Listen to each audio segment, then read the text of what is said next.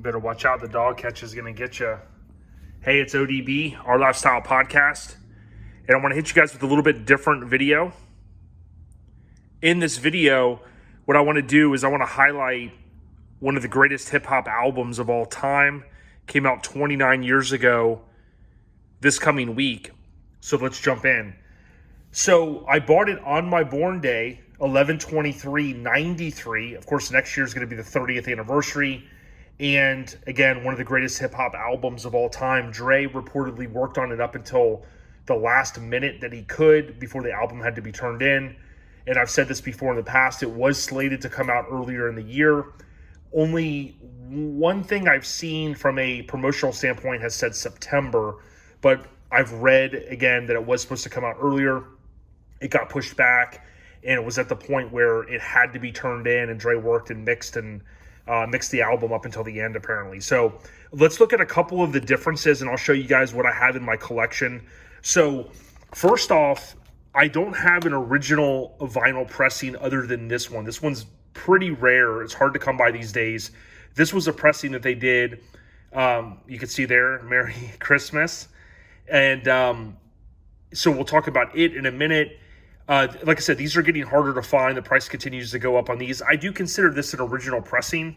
And I always kind of wondered, around the time my buddy Sean, when I was younger in middle school, we used to listen to the Eazy-E, the 5150, and it had the Merry Mother Effing Christmas on it. And I always thought to myself, did Death Row put this out, and kind of to tie into that, with Eazy's release, or was this just something they came up with? Of course, later down the road, they did the Death Row Christmas album, which was kind of an odd project, but very cool. But yeah, so there's this. And then this is one of the original 12, what they call like 12 by 12 posters. So these, obviously, they stopped making kind of early 2000s as far as albums. I'd say early to maybe mid 2000s. But this is an original one. You can see the artwork here. I do have a couple other things in the collection, one that ties into this. Maybe I'll do another video. You have the gin and juice, so still this is in the sleeve, the regular sleeve I keep it in, but it is in the shrink there. And then this was what they put out for, was it Record Store Day? A couple years ago, there's 2,400 of these, and this is the limited edition 180 gram 2 LP, which was cool because it's got the picture art on it. Rat-a-tat-tat. Snoop is always on top of things. Pretty cool stuff there. Now, the main reason I wanted to do this video is I want to talk about the differences in the album when it first came out. So what are those differences? I've seen a video, and I can't remember if it was one of the many interviews that Snoop has done. I know he was doing that DOG CNN type little YouTube series. I think Martin Lawrence was on there. Someone had asked him a question like, why was the song Pump Pump, why was it removed from the album? And basically, if you look here, this is the album I bought. This is my copy I bought on 11/23/93.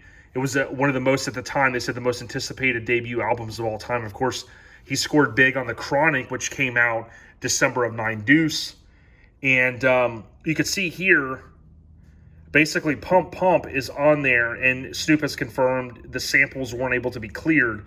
These first pressings of the album, and I want to talk about how many of those could be out here. I don't know the specific number, but there's G's and Hustlers, Pump Pump, G's Up, Hose Down in the next episode. Okay? So the next episode never made it to the album. Okay? For whatever reason, I've read different things. I've read the same thing. The sample couldn't be cleared, whatever. The next episode, which, by the way, not to be confused with here, track 6 on side B, which was on 2001. But that track, the next episode, has since leaked, and you can find it on YouTube. Not the best quality, but basically that track was not there. So G's Up, Hose Down that you can see here on the back is only included on some of the first pressings of the album. It was later removed, and Snoop has confirmed in the past that was due to a clearance issue. It was later re-released on the 2006 Death Row Records comp, 15 Years on Death Row. Now, in addition, when you look at these side by side, what you're going to see on the original US release, G's Up, Hose Down is listed incorrectly after Pump Pump instead of immediately before. Now, original pressings in Europe feature the track names for all interludes.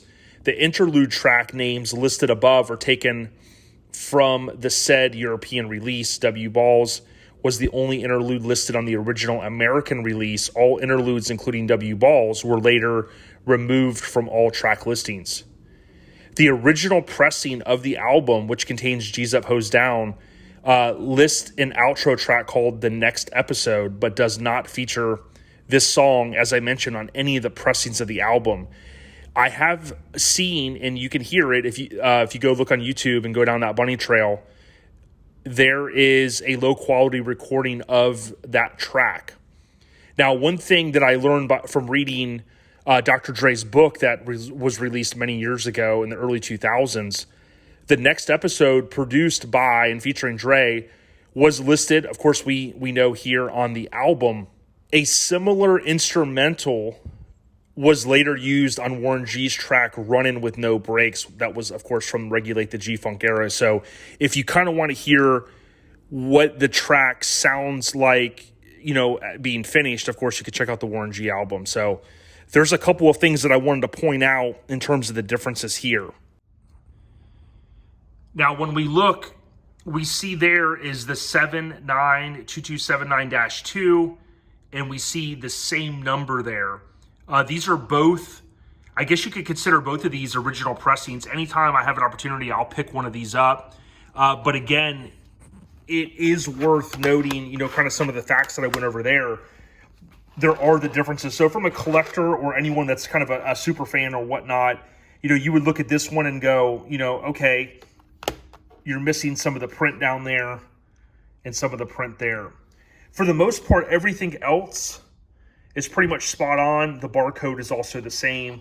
And again, that's kind of rare because typically my understanding, at least of the collection stuff that I have, is if things are reissued or let's say they do a second run, typically those numbers are a little bit different. So that is something that's a little bit, I guess, strange or unique about this release. But the other challenge today is, early around Super Bowl in 2022, so back in February, right around that weekend, Snoop had announced, or it was announced that Snoop was, BODR, back on Death Row, his album.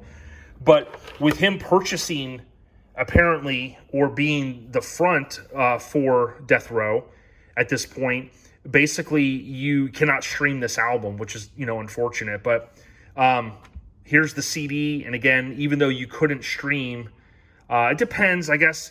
I recall being able to stream all of these tracks, of course, except for the Next Episode, but now you can't. Now, the other thing I wanted to point out is here are two different cassette tapes. So you have the original, and you have the reprint, which was, Tape City. And they did a really good job on this, but if you look at the back here, you're going to see G's and Hustlers and Pump Pump. You got the green, of course, cassette. Executive produced, Suge Knight, produced by Dr. Dre. And you've got the number there. And then you've got, here is a Digilog. So if you go down that rabbit hole, talk about superior sound quality. I've watched a lot of videos on that, and some players were able to play the higher quality, if you will. But you can see here, Pump Pump, G's Up, Hose Down, The Next Episode, produced by Dre. So this also is a very, very early pressing, if you want, or recording of Doggystyle. Okay, I think it's been all this time into the video, and I haven't even said Doggystyle yet. So pretty cool there. Now, the other thing I wanted to point out is something unique is typically you got A-side and B-side. One thing that Snoop and Suge and all those guys worked out at that time, this is the original that I took out before the video started. You have Doggystyle, and normally you have all the tracks listed there, but you can tell here they're not just worn off. I know on my Ice Cube Death Certificate cassette, I played it so much I wore off the print. But you can see this one's actually really, really nice. But you see G and E. That was kind of a nice little touch that they did. So like G for, Gangsta, or, D-O-double-G. And then you have E for kind of maybe East Side, the East Siders, East Side, whatever. But basically something a little bit different instead of the typical A side, B side. And you can see they're manufactured by Atlantic Recording Corp. I watch a lot of videos on how these cassettes were made and things like that. And there's one channel, Techmoan, I think is what it's called. Guy does an amazing job breaking down things, listening to sound quality, using just different instruments.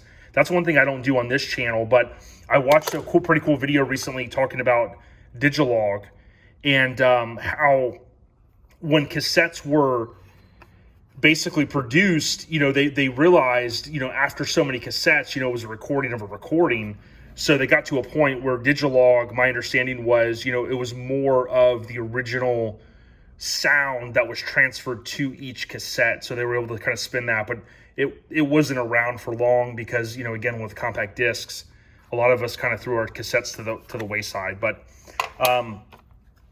check out, I'll put a link to that video where he talks about that stuff. It's pretty interesting. But basically, when I started this video, I was actually just going to talk about the track listing, and I was like, you know what, let me go down a little bit more. I do have a couple other things, and maybe I'll do a separate video for that. But Joe Cool, Snoop's, I believe it's his cousin, did the artwork for this. Of course, now it's very iconic. Snoop has used it now with clothing and things like that, and that's one of the things I think with him owning the label and owning, the masters, if you will. I guess at this point, he can use all of this stuff. Not that he wouldn't have used it before, but so again, you got two early, one original, one early pressing of the compact disc. You have the reprint and the OG cassette. You have the 180G or gram. You have basically what I consider an original pressing. Of course, this would have came out with the album coming out 11/23/93. This would have been shortly after, of course, with the holidays. You have the 12x12 poster. You saw the back of that, and then the one single that I have. I hate to say I don't have any other cassette singles, I don't think.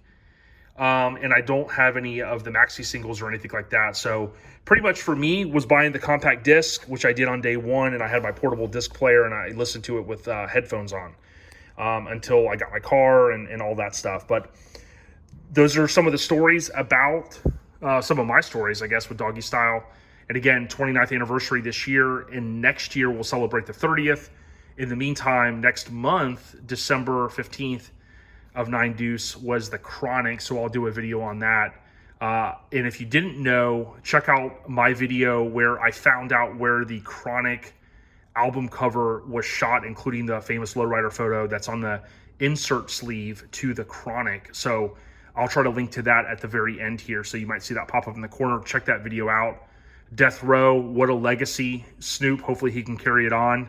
And shout out to my homie Tony Boss Bolin. He sold a car to Snoop, and I said Snoop was real easy to work with. So hopefully I'll get a chance to sell him a car one day. Maybe get him to autograph some of this stuff. ODB, we got ya. Merry Christmas. Peace. All right, last thing. This is part of the press kit that went out. This would have went out October or maybe early November of 93. You can see the reason why I always like this is it ties in that same artwork from the album that you saw a few minutes ago that I'm assuming Joe Cool did all this, or they blew up certain parts of it, or however they did it. But basically you can see the inside here. You can take screenshots if you want to check it out. Talks about NWA, Homies for Life. Later that year, the Chronic dropped. And now it's time to lay it down and expose the audience to my clique, the Pound. You see Doggystyle across the bottom. Talks about some of the guys like RBX, Rage, shooting the shit with Snoop. So pretty cool stuff. And then the back just has their address there that was on Wilshire. Hope you guys enjoyed it. Appreciate you watching to the end.